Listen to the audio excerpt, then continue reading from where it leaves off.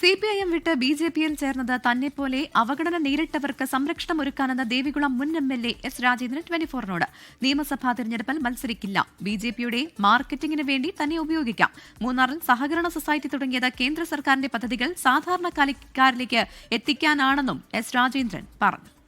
BJP അംഗത്വം സ്വീകരിച്ച S Rajendran പറഞ്ഞിരുന്ന പ്രധാനപ്പെട്ട കാര്യമെന്ന് പറയുന്നത് നാടിന്റെ പൊതുവായിട്ടുള്ള ആവശ്യങ്ങൾക്ക് വേണ്ടി പ്രയത്നിക്കും എന്നുള്ളതായിരുന്നു. അതിൽ ഏറ്റവും പ്രധാനമായി അദ്ദേഹം പറയുകയും ചെയ്തത് മൂന്നാറിലൊരു സൊസൈറ്റി എന്നുള്ളതാണ്. ആ സൊസൈറ്റിയുടെ ഉദ്ഘാടനം നടന്നു കഴിഞ്ഞിരിക്കുകയാണ്.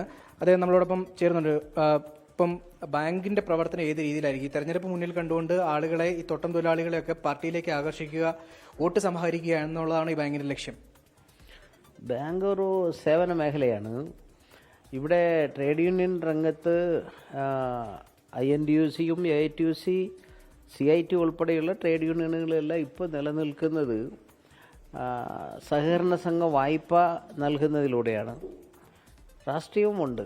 ഈ കറക്റ്റ് ഈ തെരഞ്ഞെടുപ്പിന്റെ സമയത്തുള്ള ഈ അംഗത്വം സ്വീകരിക്കലും അതുപോലെ തന്നെ ഈ ബാങ്കും ഒക്കെ തെരഞ്ഞെടുപ്പ് മാത്രം മുന്നിൽ കണ്ടുകൊണ്ടല്ലേ? തെരഞ്ഞെടുപ്പിനും ഇതിനും ബന്ധമില്ല. തെരഞ്ഞെടുപ്പ് മത്സരിക്കുവാനുള്ള ആഗ്രഹവുമില്ല. അങ്ങനെ തെരഞ്ഞെടുപ്പിലേക്ക് കടക്കാനുള്ള ഉദ്ദേശത്തിലെയും ഈ കാര്യത്തിലില്ല. ഈ BJP രാജേന്ദ്രനെ ഒപ്പം കൂട്ടിയിരിക്കുന്ന എന്തുകൊണ്ടും ഇവിടെ നല്ലൊരു മത്സരം ഈ തെരഞ്ഞെടുപ്പിൽ കാഴ്ചവെക്കുക, വോട്ട് സമാഹരിക്കുക, വിജയമായിരിക്കാം ഒരുപക്ഷെ അവരുടെ ലക്ഷ്യമെന്ന് പറയുന്നത്. ഇപ്പം രാജേന്ദ്രനല്ല മത്സരിക്കുന്ന, രാജേന്ദ്രന്റെ നിർദ്ദേശപ്രകാരമുള്ള ഒരാളാണ് മത്സരിക്കുന്നതെങ്കിൽ പോലും രാജേന്ദ്രനല്ല എങ്കിൽ അവിടെ എത്രത്തോളം ഒരു മത്സരം സാധ്യമാണോ? ഇവിടെ അത് എക്കാലവും മത്സരങ്ങൾ ഉള്ളതാണല്ലോ. അത് ആ സമയത്ത് വോട്ടർമാരുടെ മാനസികാവസ്ഥയുടെ അടിസ്ഥാനത്തിലാണ്. എന്താണേലും ഒരു മത്സരം ഉണ്ടാവും എന്ന് തന്നെയാണ് എൻ്റെ ഒരു പ്രതീക്ഷയുള്ളത്. സ്വാഭാവികമായിട്ടും CPM പറയുന്നത് CPMന്റെ ഒരു എതിരാളിയെ അല്ല എസ് രാജേന്ദ്രൻ എന്നുള്ളതാണ്. അപ്പോൾ ഈ എതിരാളി അല്ലാത്ത ഒരാളെ BJP എന്തായാലും പിടികൂടില്ലല്ലോ സ്വാഭാവികമായിട്ടും. അപ്പോൾ എങ്ങനെയാണ് അവർക്ക് ഈ വോട്ട് സമാഹരിച്ചു കൊടുക്കാൻ ഉദ്ദേശിക്കുന്നത്? ആ കാര്യത്തിലേക്കൊന്നും ഇപ്പോൾ ഞാൻ കടക്കുന്നില്ല. മാർക്സിസ്റ്റ് പാർട്ടിക്ക് എതിരാളിയാണ് എന്ന് ഞാനും പറയുന്നില്ല.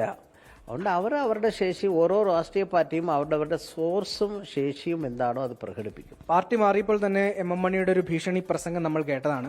ഇപ്പോൾ ഈ ബാങ്ക് തുടങ്ങിയിരിക്കുകയാണ്. തോട്ടം തൊഴിലാളികളെ കൂടുതൽ ആകർഷിക്കാൻ വേണ്ടിയുള്ള ഇത്തരം പദ്ധതികൾ വരുമ്പോൾ സ്വാഭാവികമായിട്ടും ഭീഷണിയുടെ തോത് ഇനി വർദ്ധിക്കുമെന്ന് തോന്നുന്നുണ്ടോ?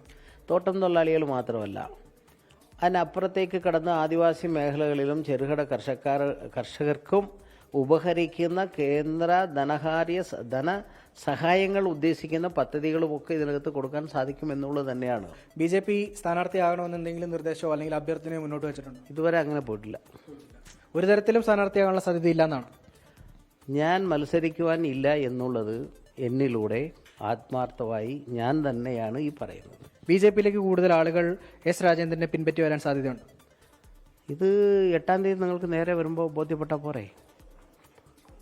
അന്നേരം നോക്കാം. ഒറ്റയ്ക്കേ പോകുള്ളൂ എന്നല്ലേ? ഞാൻ ഒറ്റയ്ക്കാണ് പോകുന്നത്, കൂടെ വരുന്നത് അന്നേരമാണ്. സുമിത്തിനൊപ്പം രാഹുൽ വിജയൻ, 24 ഇടുക്കി.